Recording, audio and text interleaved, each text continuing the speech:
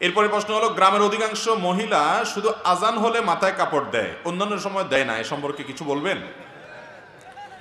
আজান হলে মাথায় কাপড় দেওয়া এটা কোনো জরুরি বিষয় না, অথচ সে ওই জায়গাতে দিচ্ছে, আবার যেখানে দেওয়া দরকার ওখানে দিচ্ছে না। এই হলো আমাদের অবস্থা।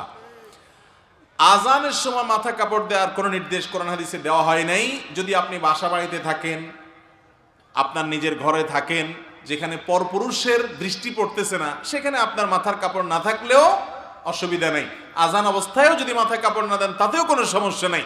আজানের সাথে মাথা কাপড় দেওয়ার কোনো সম্পর্ক নাই। কিন্তু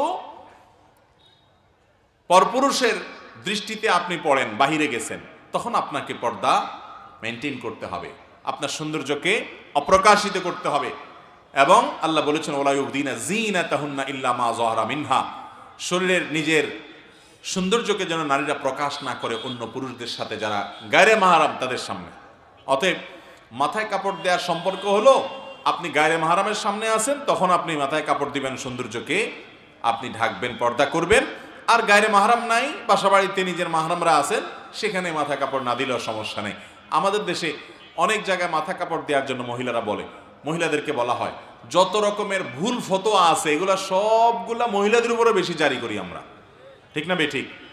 বলো যে গোসল ফরজ হলে বাচ্চাকে দুধ খাওয়ানো যাবে না, গোসল ফরজ হলে বেশি সময় শুয়ে থাকা যাবে না, ছেলেটা ঠিকই শুয়ে থাকে। বলে রান্না বাড়া করা যাবে না, যত ফতোয়া আছে সব কার উপরে?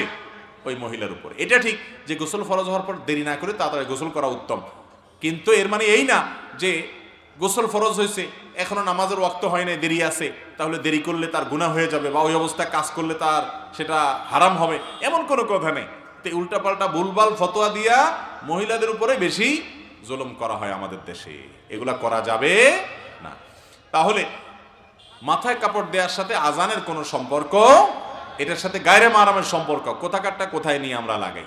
তবে এটা ঠিক যে আজানের সময় আল্লাহর নাম শুনে তখন শ্রদ্ধার কারণে অনেক মহিলা মাথায় কাপড় দেয়, তখন শ্রদ্ধার কারণে মাথায় কাপড় না, তখন মুখে আজানের জবাব দিতে হবে। তখন কি দিতে হবে? আজানের জবাব দিতে হবে। যেটা করা লাগবে ওইটার খবর নেই, আরেকটা করতেছে। আল্লাহ আমাদের সবাইকে হেদায়েত দান করুন।